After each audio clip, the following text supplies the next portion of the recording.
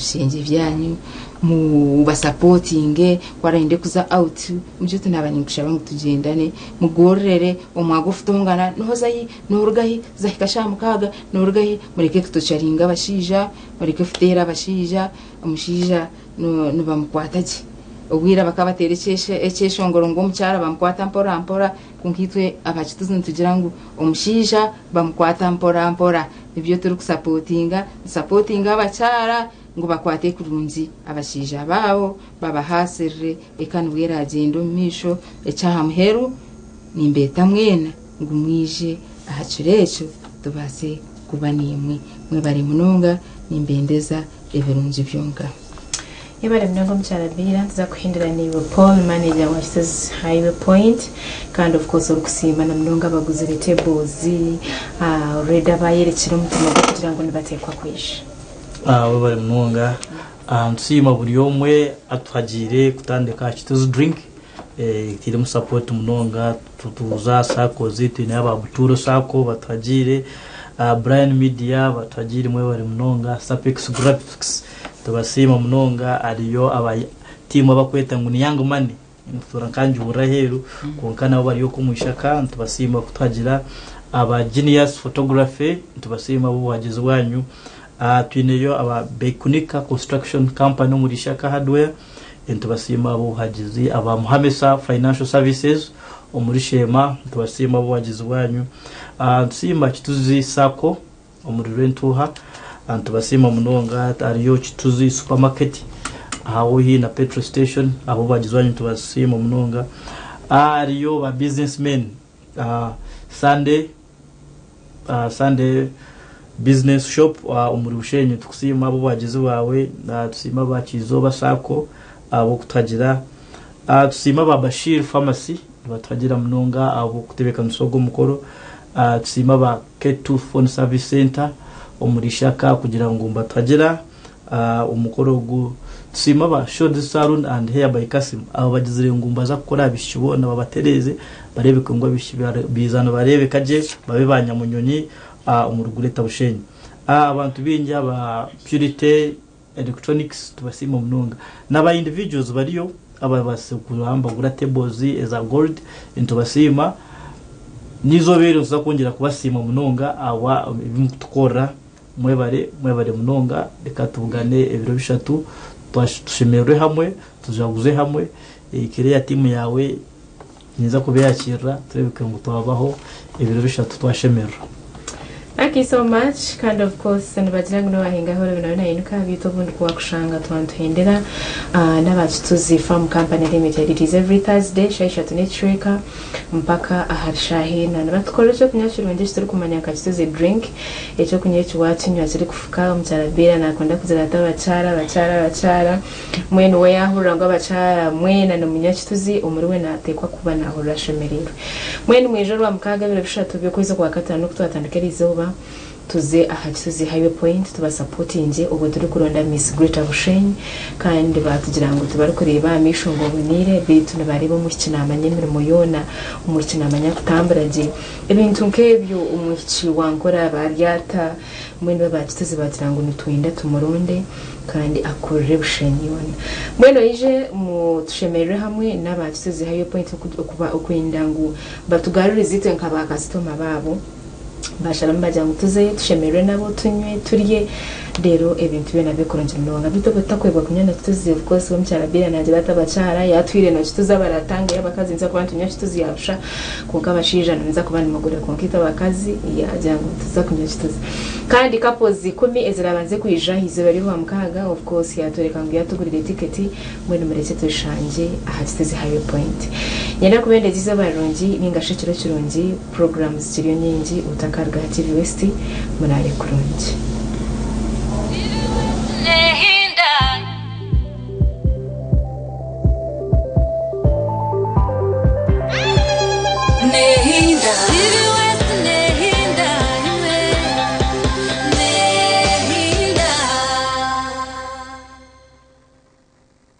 Omburanwa hii nebitaba by'amizi ombuzaruro bw'esiri harimo mushwija gutegereze kukwata konko tatina hakuba hati hizire Mr. Vaxa omukunu w'amani wo mushija gwesiri emyaka minje hingwire omushija gwesiri nigumwa handi warezikize yo kwerarikiriza amagara g'abana bitu abaryansi y'emyaka 5 niguba maramani kandi gutamagara gabo aharutezi konka hati government etireho buryo bwo mubazi bwo mushwija omubazi bwo mushwija obwa hati nigujemwe mu dozina ahabana bameze mukaga amezi mushanju munana hamwe na mezi 18 omubazi ogu niguho bukumi bw'amani aha mushwija gw'amani obuteberwa ngo kujemesa kwa burkire nikongera kuma abana n'indwara nyinshi z'amani bururugemo bwino mugasho tayarirwa rero kuri heri izoba otunje bohereza bwo kujemesa omubazi bwo mushwija Mr. Vaxa no gwabusha ni murungi kandi guruho okucinjira abana bito mushwija iwe noza kwihayo kurwana so mushwija urukweza yo dozi na zona kumanya rukiraho teresi mu ya ministry y'amagara etari yo kushashurura eya note munana note emwe note mukaga obutumwa obu ni bukwicibwaho ministry y'amagara. Icyeshongoro cy'izuba ni kikwicibwaho Radio West.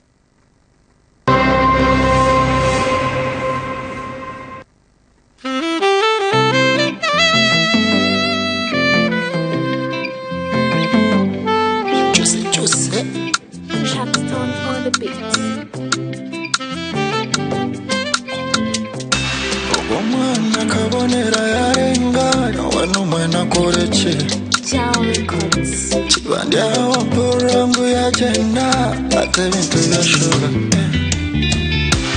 okumwanira njene bibye nabanisha bamumureke okuno wanje nyenda mtureke ijoro rukundo yene majuwa owe tuzanire n'umushura awutero turo nitubura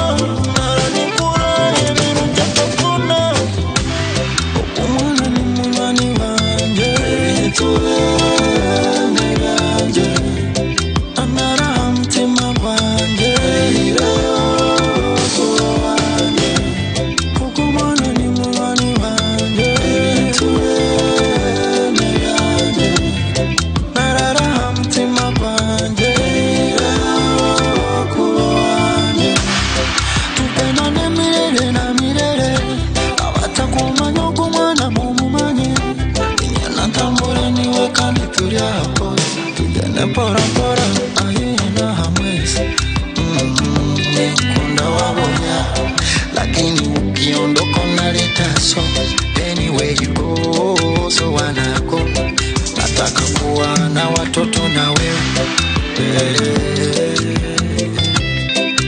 ijirafu yana kisha kuishuka lakini ninyaka kisha kuiruka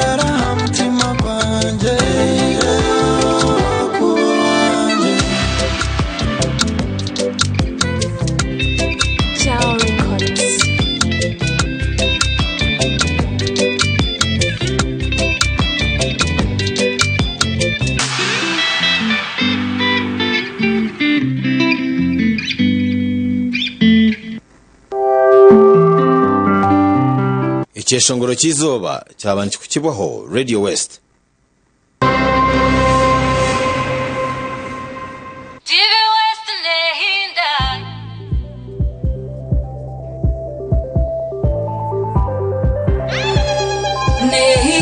Iri West Nehinda, Nehinda.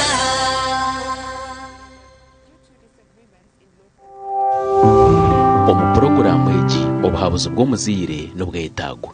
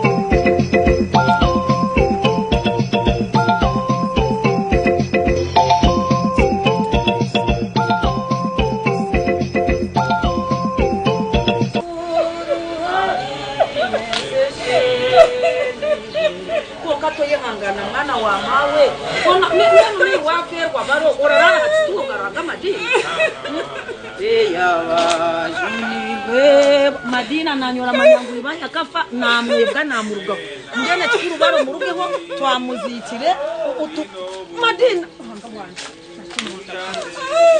Madina rugana mushijo rafana we kandi Madina kakugambi garuhanga yangane twamuzitire ko twamuzitire kazenga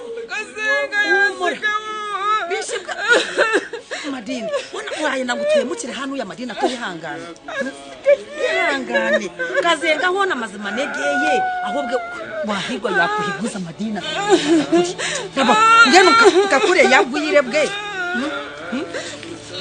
kazenga umushaka kufa ari kunyama no mukara mwana ngibyo biri kubatu nkogorariza bwa usebungambira arisi newa mazima kazenga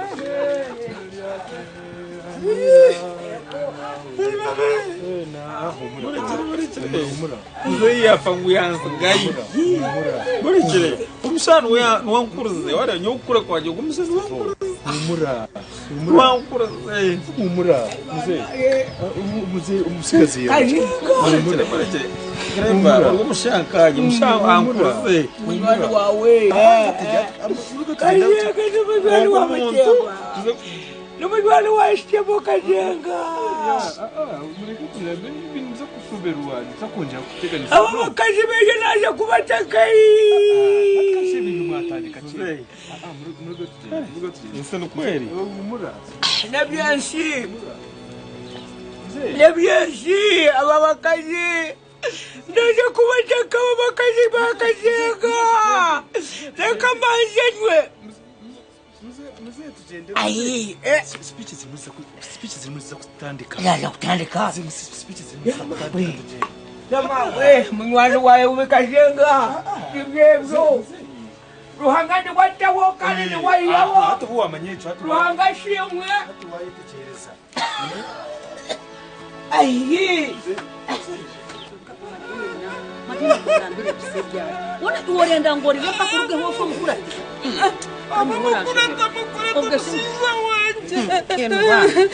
Ona shojira mukabanje wo kufa uwo kurira kakaba nakaba nanyo bunazigira ati orenda ngo abana nabo basigare baje fuza tuyahangano karira ho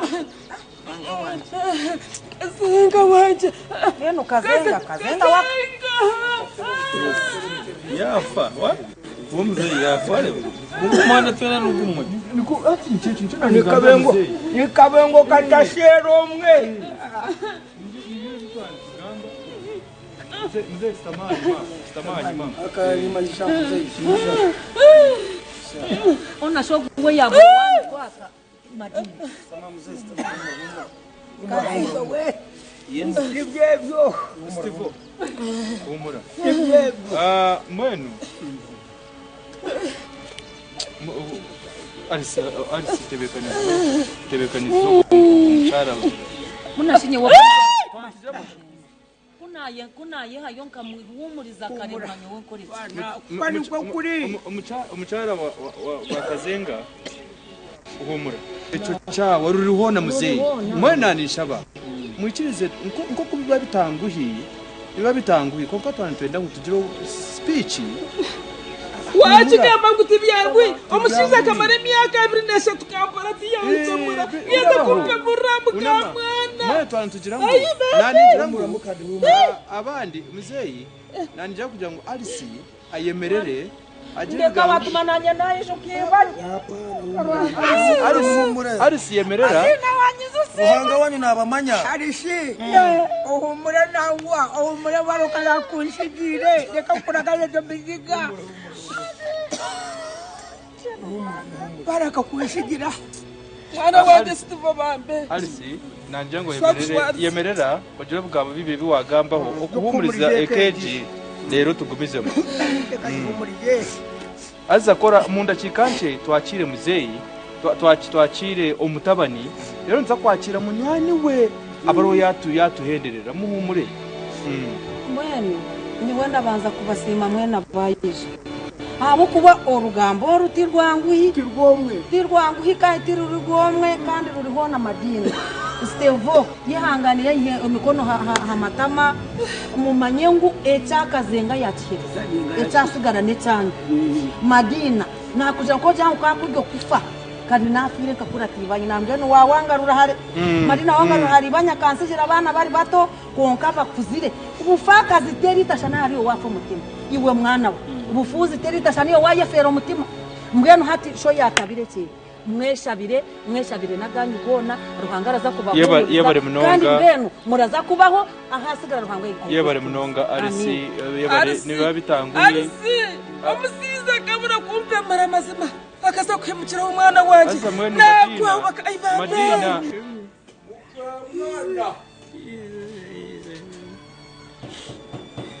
alo omukati nada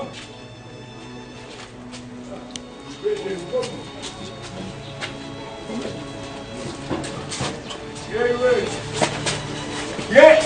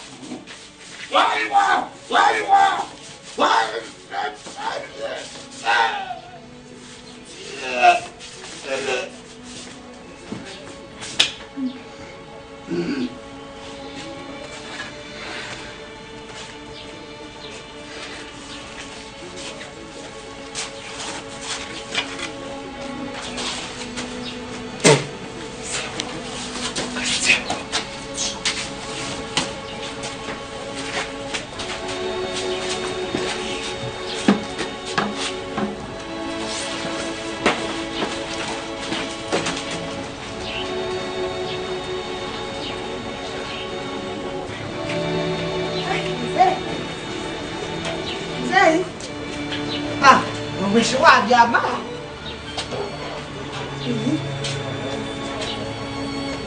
Mzee.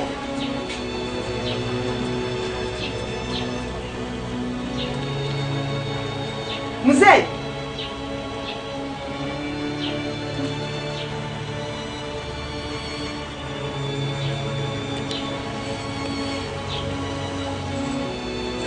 Mzee.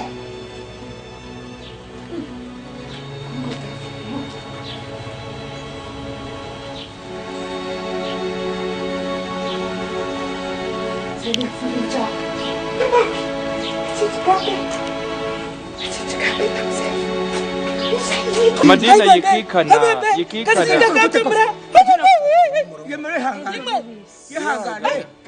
akato acire Stevo unko mutabani rero nabaje bigabi agambaho agamba arishe bigambo byo muhamye komeshweta iki komeshweta twayenda kugira ngo tugumaha abo kuba nimuhura cyane kiruga mu nanka mu boxi cha kitanguhi cyakiri kibitwa tokwasa kugira ngo tugambe aryaha akajya kibuze inki yaba yashure kubikwana kurira kahoho Bichuti kwa fira tagwire kazenga twabira ko motire wena kachi ya keti kandi batima mugire mitwe naka gituyire mu mutwe diye ngira mitwe mu mutiyana hasi twiciye mu gikurikizo niwe uzayitwa kunzara ni shwento akamuzeyi wanje akafa yansigira muzeyi yogo kazenga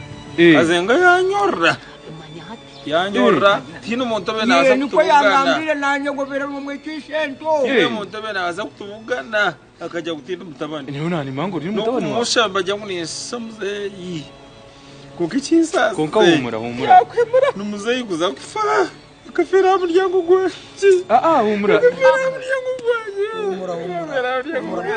humura shewo akafira muryango gwaje ari no mukamwana naka kamwana wareka ryaha kakiruke TV WestNehinda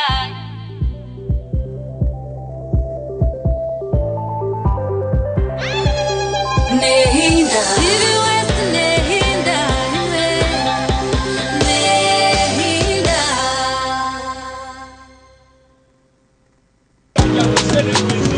You used to tell me that I don't make you happy. All that time you would be complaining.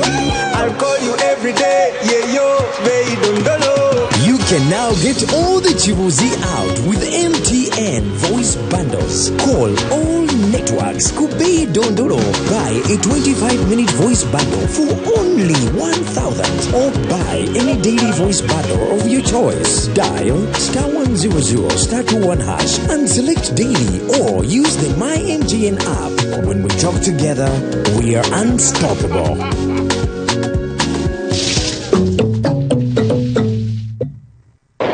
Obujulizi ebyembabazi enkora birungi tugambira omuntu owakolera ekintu ekyo taryebwa magaraga ogona izina nikamazima ayi abanyankorera bagira ngo entasima haburo waje mwini ntwara umugisho kusima madamu asimwe Anet yebare kuba muzire ninyujuka nukushoma ishomero ebintu bikaba bitangwe nango mwe feasible kongo kankwata hamukono wankunda nabo mwana wambera muzije mwene rahanga kumpere mishi ninkusima ntine bwarchiro nkera hamutima yebare nahindi oine omukono omuryechi mukama akumpera mishi hareche shongoro ombibulu ekinkwasa kikugira ngo Yesu akanjije imbabazi ekyatipol mwene akakeshongoro nanisha bakagendere kimwe aho tuwe bushezo babasi habo kwikiza konka imwaba mwini echika nimura uchemuzachi amazina ni Nyesimba Jike and of course nyori izoba nija kusima munywanu wanje untaragambo mwizina but niyenda kumusima kugira ngo ebero kibanza byo kubanza 2024 nkagenda narwara nabakubi ntine zirwaro ntine cyo kurya yandaberaho yamfaho yashashira all my hospital bills yamfunire cyo kurya yandebera kandi nabaje kazagaruka murumonyi namani ninje abantu batakumanye cyabireho konko muntu ogwo kwahorhona mukama akunkumire kandi akeshongoro ninyenda bakumpire my God is bigger okurgo wa best Emily. My God is bigger than any of my troubles.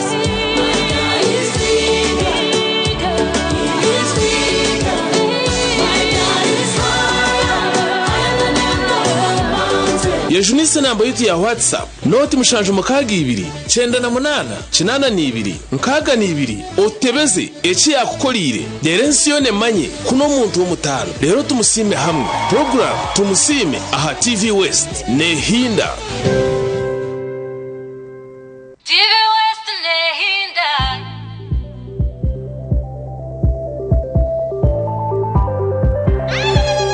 Nehinda TV WestNehinda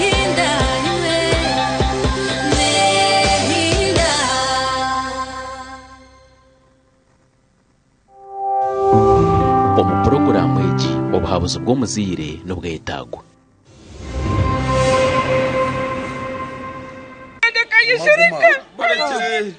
Omukazi ogwe ninda yatakwiza kungarukira mu nzu kandi cyakandi ikirani mbasha bataka nyo abantu abisire muzeyi oba Ndyamusha oba Nzwarabusha iteka kutobana abantu abo yebare mwana baka mpore nzugu yebare iteka kuore nzugu mwana waje atakaita mfisi n'ibindi biza kwita niwe ndibakwita ako umuntu mukado umuntu wisire muzeyi akamuhendera umunyeto nabakwishire akamwitira namurya wagwanya akamutana reka ture bigambo byo mutabani kuhendere mashija na sente zanje kizinyene kurenga naho renzo ndakwata abantu abo nabakoma cyashiki cyo kugira ngo ikirabe kibe nawe kwata umuntu yisene kamuzeyi kumukwata reka tuwishira example nimpe example Lekera ogwe niwe ukanabasha ni wapana sindabasha kanabasha unumujiki nyowe ngisha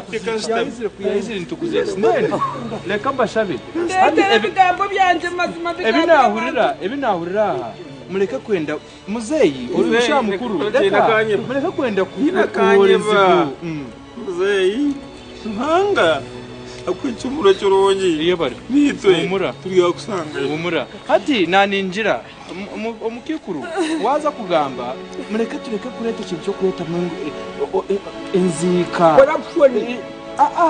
okuhora enzigu yafire hati niyo noza kukikora bakwite mwenu people netugambira kugira ngo tureke ruhanga turwanirire mwenu Steve muzeyi yafire reka kuza kurondera izindi ntabo mwene omukikuru yokwati niza kwakira muzeyi reka nyakire muzeyi agambe hari munywani we rero tuje tukwakira omukikuru nimumanya muzeyi atakimukire omwakagira ati reka tinguza atendeza kunanga tushaza ngukora ifananye utija kunyeta ngambe arufwe mwene muzeyi tinguza kugambe ejo konka mukoresha ubwire buce ye yebare bankwakirira ngeno ninyo buhenda atandikire hamburira urije muzo takatandije yo musi tinkono tuzana no mu rufuro rwa muzeyi umuntu akabira kuba kidikamba rwa baferirwe kana usasa ni imperi cyo kureberaho ntabwo koze ubwire buke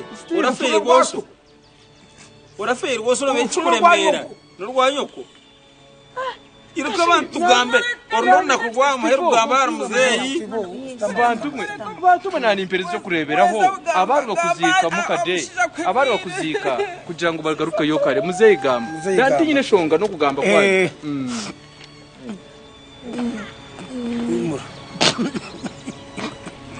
muzeyi ararira ariko arasheka koka muzeyi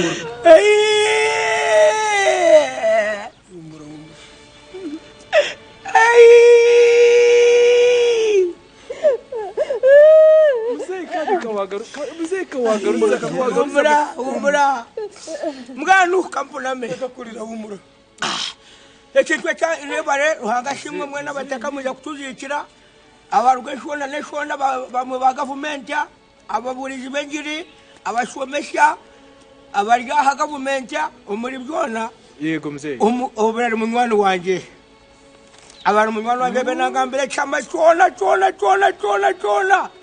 yagira ati ngowe ogumukazi ogo batakosha burizwa benarya nyama kuni kutekereza do nyama yabira narya naza kugeba himba nkari abe nashiga kanka kabara ashiga nkantu ato mugurushi nte atikantaisha ngumukazi wanje ya matatu machachi amirimo yobuhangwa abe najukunda mwe nabe nakore mirimo yobuhangwa umura muzeyi muganda bire nakunde mirimo ebone benakira kunde mboga muzeyi niwe gamba aho bitohendera eka mbenderetse mugenu omwana mukesha yagenda guma ndiho guma turiho abanywani beka unama no garabe yafuka ndiho muzeyi jiro mugenu eka ngambare nyamwando benunga buda buri kimwe tona kandi eko beno gitasha kutubere kwija otutasha Nambwe natyo no garabe yataje bwere yagenda nyineka egume yigwire tutahemu. Muzehe bujeci. Ye, turya banyo bani beka. Apana muzehe. Mwana mukazi we ekajigure. Nangwa tutahemu je, tutahemu barabere nankwata. Apana kandi muzehe. Ruhanga mwecumura kirungi. Muzehe. Yamawe nanka nikajega wafka konka wafka wasigira jimboga ruhanga shimwe. Ruhanga shimwe mbwenu ni jwejo. Ekinareba muzehe tinkuma yangu. Anyway, echo kati kireka tisoya muzehe ningira ngo niwe myaka yawe. Umurimo gwa yananye rugwembera nikukora.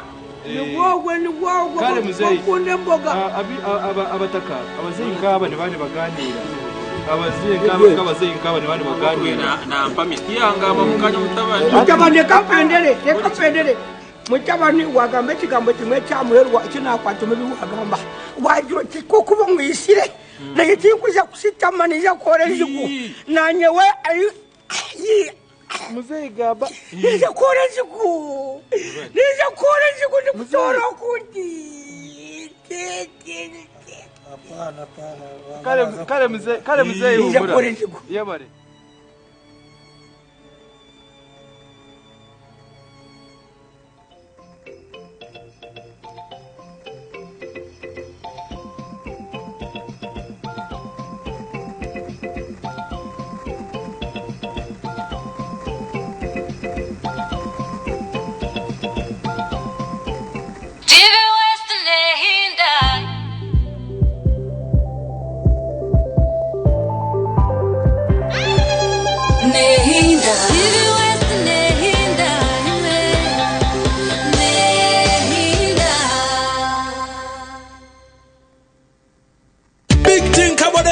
Super, wali yakapya musite wali yakapya. Wali yakapya. MTN kabode super mustairo mpya. Vibe mpya. Then you kabode smartphone nebya kabibyonna. Wali yakapya. MTN kabode super mustairo mpya. Vibe mpya. Then you kabode smartphone nebya kabibyonna. Yatungire kabode super esimu nse ya smartphone rero tungeza GBs 16 zabusha tandukana deposit y'emtware na necweka rero zindo zishashure mpora mu bicweka buri izoba uri kushashura sente ziri hansi ya shiringi 10 nobasa kushashura buri wiki nare buri kwezi kiriyahariwe turahamwe amashemerero gito tugine kizivira amateka n'ubushunshurece nibukuratirwa MTN nerebero Uganda Communications Commission. Rwampara Nejibonda kuleta mwenda gano tushomi. Reka kugamba gife. Okay. Hatu wakwasere ko kamwa tu. Azo leke kushomire chwa handiki. Wakwasere ko kamwa tombo. Hatere kandi kushomera ngo. Acho morumo office chwa. Morumo office. Eko nero ndacha. Ngo nero ndacha. Choreka kushomera. Akarere Trading Center Rujumbura Rukungiri bakaba bigiye birabere na bitanu yo kwikumenebe yo kumibi abaresha ebyo no byishukoro kuhandika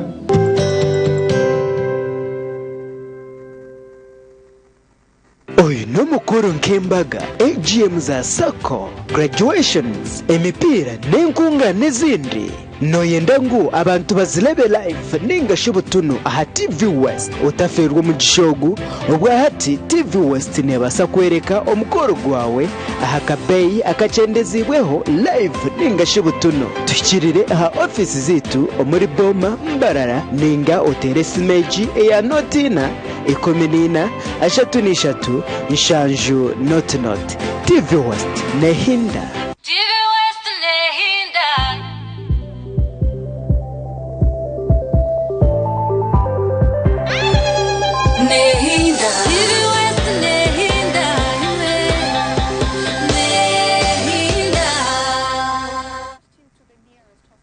He was pronounced dead on arrival.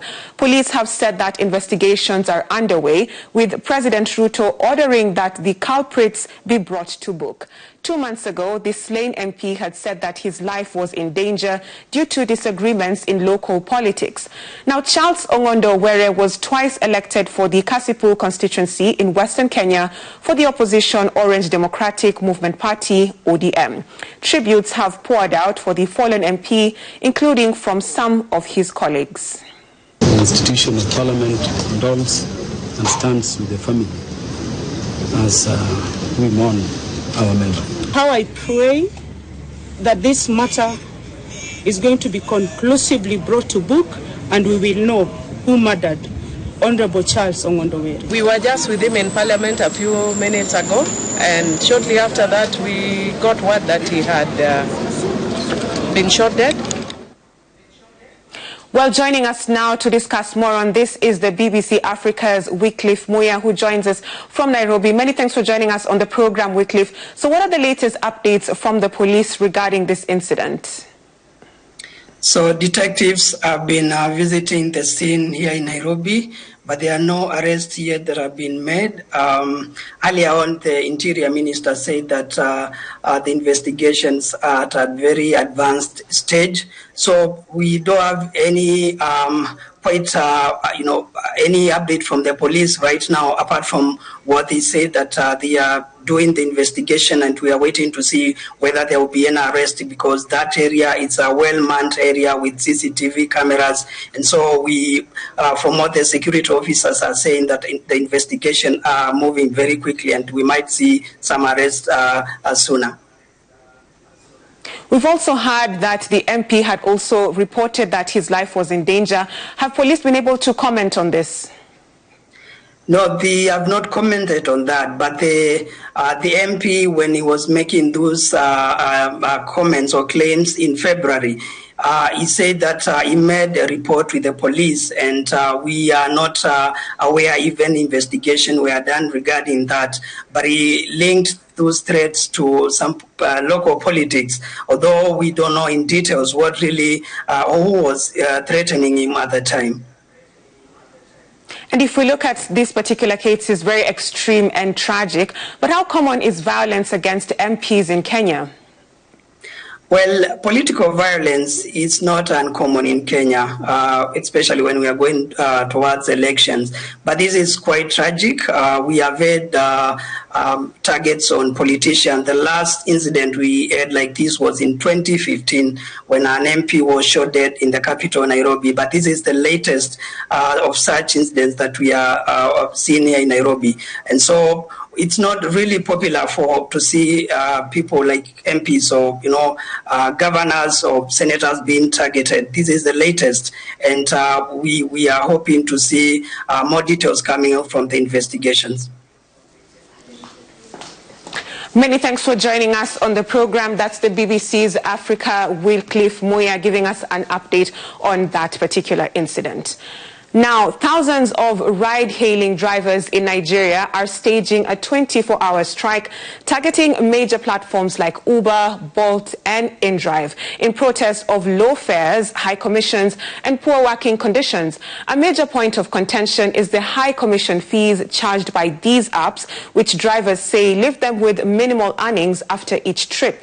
Now, this is part of a global coordinated strike with drivers in the UK, the US, and Uruguay taking part in the action.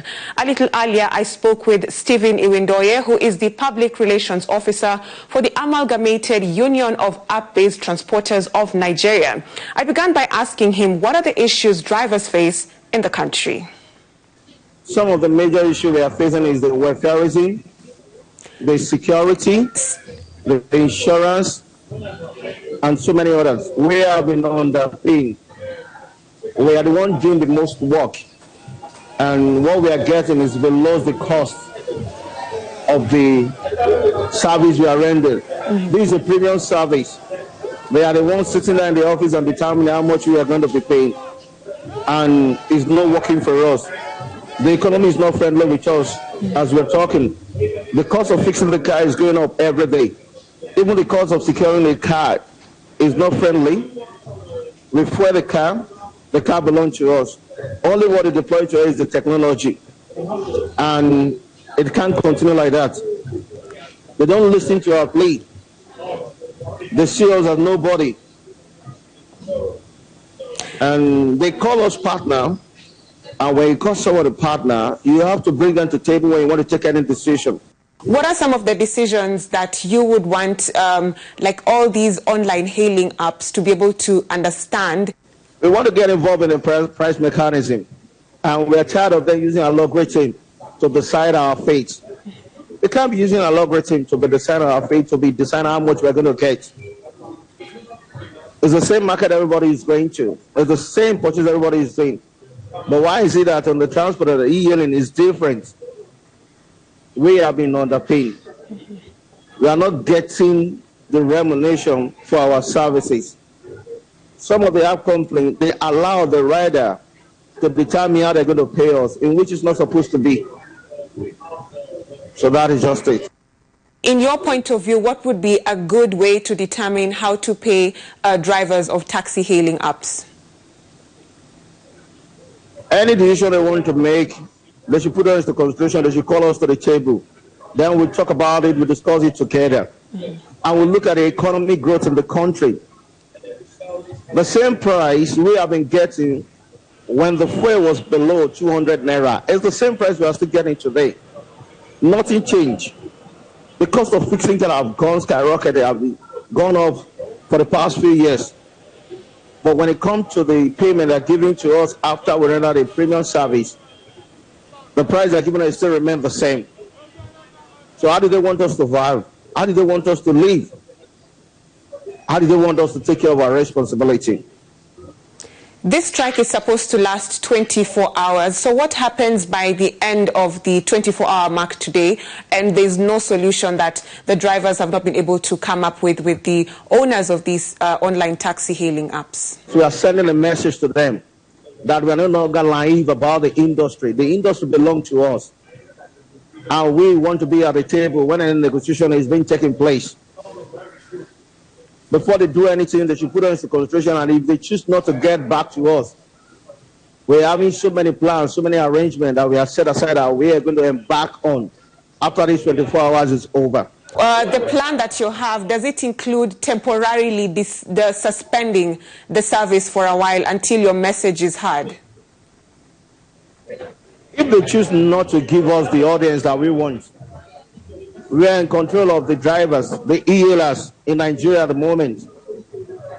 We won't find it difficult in redirecting our members to be using another app that's going to favor us. This is our industry. We can't be walking like an elephant and be eating like a rat. And here's what's still to come on the program. South Africa announces an inquiry into allegations of political interference to stop the process to focus on Africa. Now to Burkina Faso, where thousands of protesters have taken to the streets of the capital, Ouagadougou, in support of the interim president, Ibrahim Traoré. That follows the ruling military junta claiming they foiled a major coup attempt last week, as well as the head of the U.S. military in Africa saying President Traoré was using the country's gold reserves at the expense of the population. The BBC's Alphas Lagat now reports. A large crowd of protesters came out to the streets of Ouagadougou on Wednesday in support of the military junta after an alleged coup attempt last week and comments made by an American official criticizing Burkina Faso's interim president, Ibrahim Traoré. General Michael Langley, head of U.S. military in Africa, accused Traoré in a committee hearing last month of using the country's gold reserves to benefit the junta at the expense of the population. In his criticism, Langley said, quote, West Africa has a complex mix of challenges. The region has recently experienced a wave of military coups, with countries like Burkina Faso, Guinea, Mali, and Niger facing upheaval as military officers ousted elected governments. These disruptions stem from entrenched corruption, slow economic development, weak democratic institutions, and limited strategic patience. Langley's criticism has sparked backlash in Burkina Faso and elsewhere. Those who didn't build Burkina Faso and who want to destroy it, we're here to tell them no, that we don't agree. They should stay where they are and destroy where they are. But they shouldn't come and destroy Burkina Faso. We agree with our president. Because Colin Powell lied, Iraq was destroyed. Barack Obama lied and Gaddafi was killed. But this time, their lies won't affect us. That's why we tell them, we are not against them, but we are against predation and economic slavery. Our sentiment echoed by protesters coming all the way from Liberia. I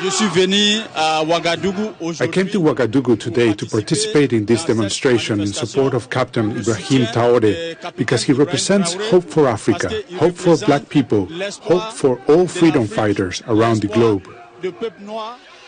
Interim President Ibrahim Traoré has promised to bring security and prosperity to Burkina Faso, capturing the hearts and minds of many young people in the country and around the world. In the streets of London, hundreds of African nationalities took to the streets to rally support for the junta leader. The United States until last year had military bases in neighboring Niger as part of its counter-terrorism work in the Sahel, but withdrew after Niger ended the military agreement between the two countries. The three-nation bloc of Mali, Burkina Faso and Niger announced last year that they were leaving the regional bloc known as ECOWAS. However, security has further deteriorated as the region continues to fight insurgency that has left most of the region out of control of government forces. Elfas Legat, BBC News. For more on this, I spoke to Dr. Muhammad Dan Suleiman, the Director of Center for Alternative Politics and Security in West Africa. I asked him how sustainable this support is amid growing security and economic challenges. Things have gone very, very bad in the last few years, from 2017 all the way to the time that Ibrahim Traoré took power. Now, I think if we expect things to change within the period that he has been here, that may be a little bit far-fetched, may be a bit unfair to the young leader. But again here, I think the question will be a matter of time. But it is important for us to understand that at this point, the people of Burkina Faso are not really concerned so much about economic dividends and even security. I think what is driving the sentiment in Ouagadougou and other parts of Burkina Faso is an anti-colonial sentiment, an anti-colonial thinking that the Western world, i.e. France, has and run the country, and it is important to get rid of that history before any other thing can happen. You can really guess that from the statement of Traoré that this is not a democracy, this is a revolution. Yes, he did indeed say that, but let's talk a little bit about his leadership style. If we look at also the evolution of military governance across the Sahel region, how is his military style or leadership style? Generally, this is different from Assimi Goïta in Mali and Ibrahim Traoré in Niger. First, as we all know, he is the youngest of the three, and he is more populist. In his public-facing aspect is more populist compared to these other laid-back, more cautious leaders in Mali and Niger. But also there is this Pan-African aspect, and that is evidenced by the support that he has received across the world when there was this revelation that there was a coup plot orchestrated from Ivory Coast against him. He posted a thank you message on Twitter, for example, where he was thanking not just the people of Burkina Faso, but all Pan-Africanists across the world. And I think these are the things that make him stand out, make him different compared to these other leaders in the Sahel. And is there any credible path back to civilian rule in Burkina Faso? You can look at it from the level of the different countries. Like you can look at it at the level of Burkina Faso, or you can look at it from the level of the broader Alliance of Sahel States countries. Mm-hmm.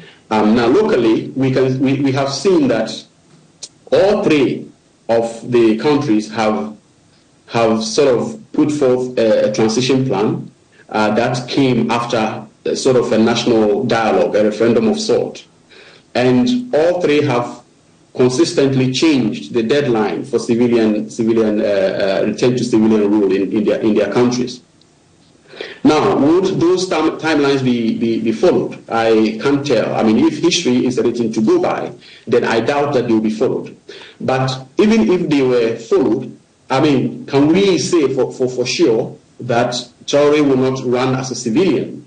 I know that in Mali and in Niger, these leaders have undertaken not to run to a significant extent. There is this conviction there that they may not run. But for Traoré, given his popularity and his posturing, I doubt if he is not. I mean, I'll be surprised if he doesn't run as a civilian. So put all these things together, and what you have is you are sitting somewhere between pessimism and optimism.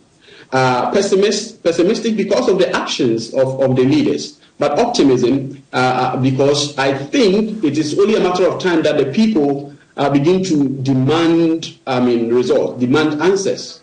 And if by 2029 those answers are not there, I think they will not have that kind of patience that Traoré is enjoying now.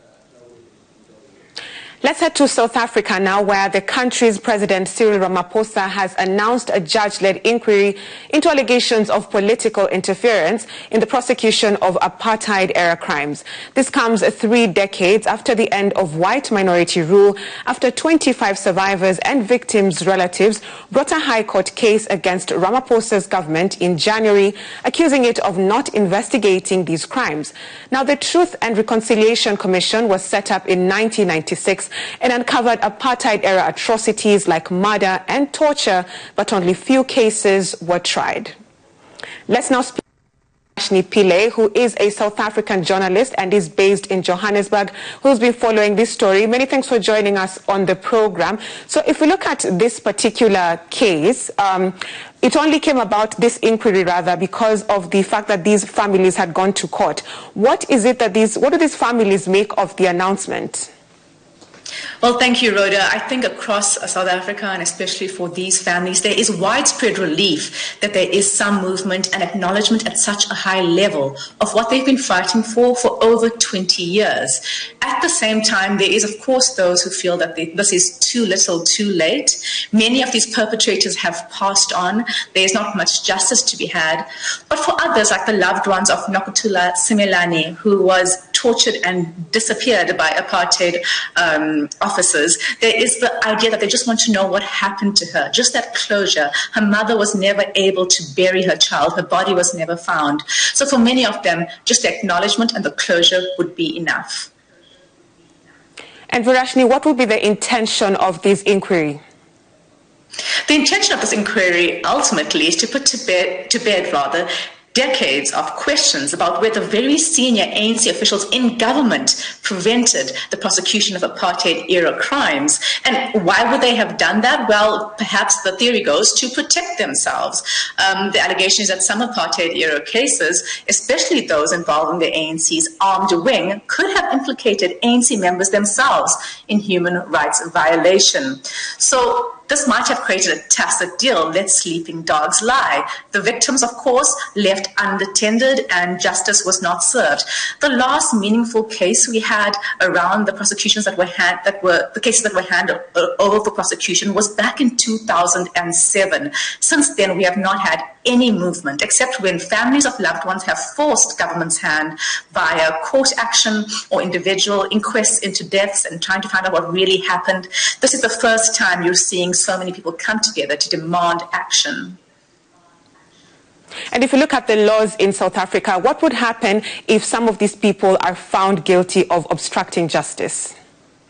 So the process that's going to happen right now is not strictly a court process where people could be found guilty. It is it's our president's favorite way to go about things, a commission of inquiry chaired by probably a retired judge. The person is still to be announced. Now, these inquiries don't typically have prosecuting authority. What they're doing is uncovering information and then referring that on for prosecuting. In cases like this, where there is a feeling that prosecution by our prosecuting authority has taken too long, the court system is taking too long. So what would likely happen is that there's going to be lots of hearings, lots of testimony, and at the end of that, a recommendation on the way forward, which would involve a recommendation to the National Prosecuting Authority on who to prosecute. And out of that process, people might be found guilty, if there are any people left to be found guilty. But there might also be those in the current government, in the current ruling party, who might be found culpable of having stopped many of these things from going ahead. So what should people expect now, Verashni?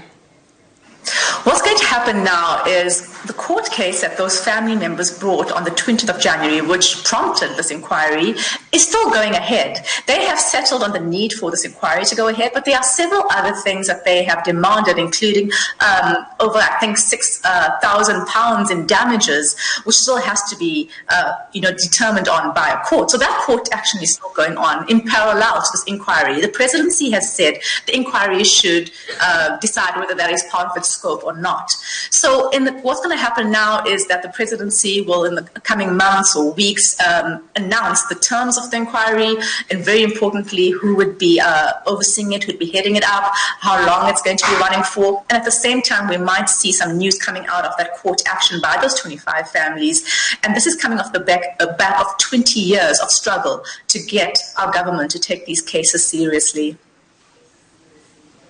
All right, many thanks for joining us on the program. That's Verashni Pillay, a journalist based in Johannesburg, South Africa. And a reminder of our top story, there's been a horrified reaction here in Kenya to the gunning down of an MP in one of Nairobi's main roads. Mr. Charles Ongondowere was killed by a man who, after following him on a motorbike, got off and shot him at close range. President William Ruto said that those responsible must be held to account.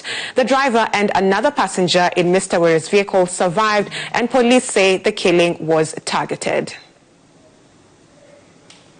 Well, that's all the time we had for you on today's program. Feel free to get in touch with me and some of the team on social media. I'm on X at Odhiamboroda. Don't forget to tag at BBC Africa. You can also listen to the biggest stories here in Africa on the Focus on Africa podcast. Just search for Focus on Africa wherever you get your podcast from. See you tomorrow.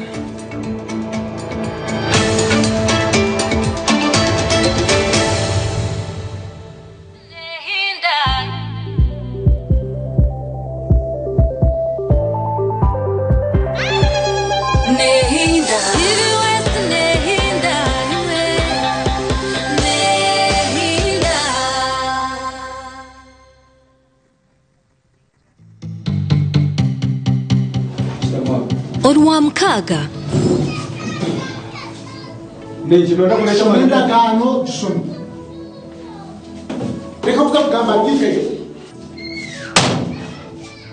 okay. Hatu wakwasire ko kangwa tu azoreke kushomera chuwa handiki. Wakwasire ko kangwa tombo. Hatere kandi kushomera ngo. Atsomoro mo zore chuwa. Moro mo office. Eko ni neronda cha. Ngo neronda cha. Chore kan kushomera. Akarere Trading Center Rujumbura Rukungiri. Bakaba biye birabere na bitanu. Byo kwikumenebe. Ekumi abaresha. Ebyo no byishukora ko handika.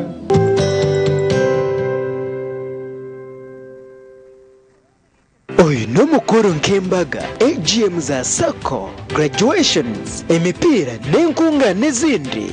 Noyenda ngu abantu bazilebe live ninga shibutunu aha TV West utaferwa mu gishogu obwa hati TV West nebasa kwereka omukoro gwawe aha kabeyi akacendezibweho live ninga shibutunu tukirire aha office zitu omuri Boma Mbarara ninga oteresi meji eya notina ikominina ashatu nishatu nshanju not TV West Nehinda utaferwa omuntu yabanda tibine madine taina tintenet ikareba ngura musimu ikaza kushaka tuwe arikunire abati mutamwise obuzano bwo nyamurungi ogwa ankore actors ati bwemba tinkwikirize kukogera toyogera ohurire